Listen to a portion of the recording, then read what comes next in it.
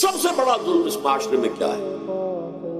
جو بچپن ہی سے احساسات کے اوپر ایک بوجھ بن جاتا ہے بچیوں کے، کہ بیٹے کو افضل سمجھتے ہیں، بیٹی کو جو ہے گھٹیا سمجھتے ہیں۔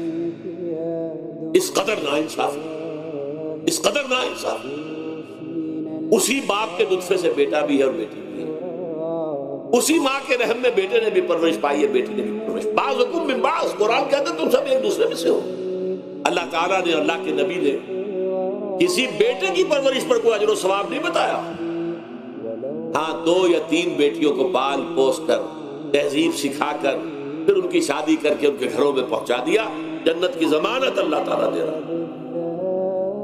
اور سب سے بڑی بات یہ کہ سب سے زیادہ محبوب انسان حبیب اللہ محمد ہے صلی اللہ علیہ وسلم، اور محمد کو اللہ نے بیٹے نہیں دیے بھی تو لے لیے، بیٹیاں دی، 4 بیٹیاں دی، اور کتنی محبت کرتے تھے محمد صلی اللہ علیہ وسلم کی بیٹیوں سے، خاص طور پر حضرت فاطمہ سے، وہ تو آپ سیرت میں پڑھیے کتنی محبت۔